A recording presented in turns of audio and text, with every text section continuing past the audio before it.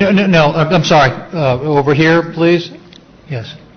Hello, my name is Russell Mokhyber. I have a question for Professor Lewis. The British press reported in 1997 that your views on the killing of 1 million Armenians by the Turks in 1915 did not amount to genocide, that your view was it was not genocide. And this report in The Independent of London says that a French court fined you $1 in damages after you said that there was no Armenian, £1, I'm sorry, after you said there was no Armenian genocide. And this triggered, obviously, a debate in Israel where, according to this article... Can you ask your question, please? We're running out of time. The question is, sir, have your views changed on this, whether the killing of 1 million Armenians amounts to genocide, and your views on the court judgment? This is a question of definition. And nowadays the word genocide is used very loosely, even in cases where no bloodshed is involved at all.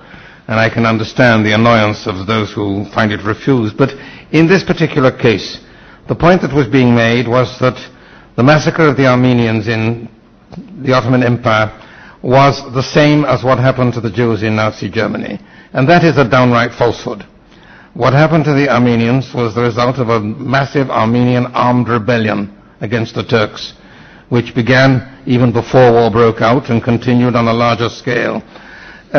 Great numbers of Armenians, including members of the armed forces, deserted, crossed the frontier, and joined the Russian forces invading Turkey.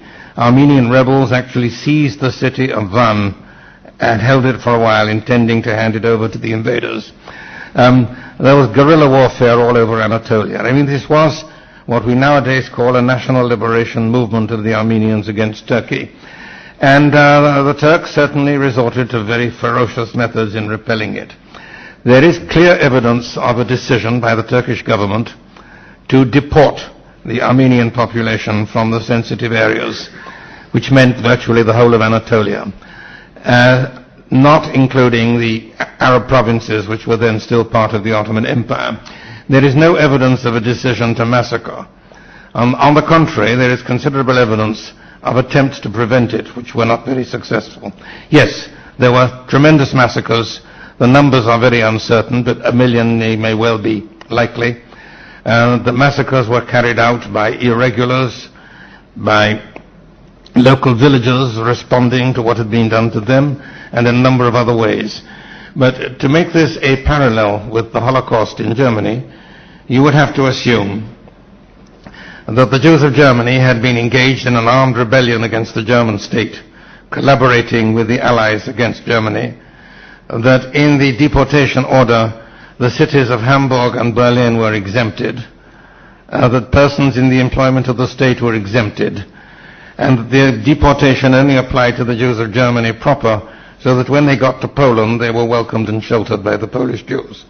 This seems to me a rather absurd parallel. Okay, I'm going to go over here.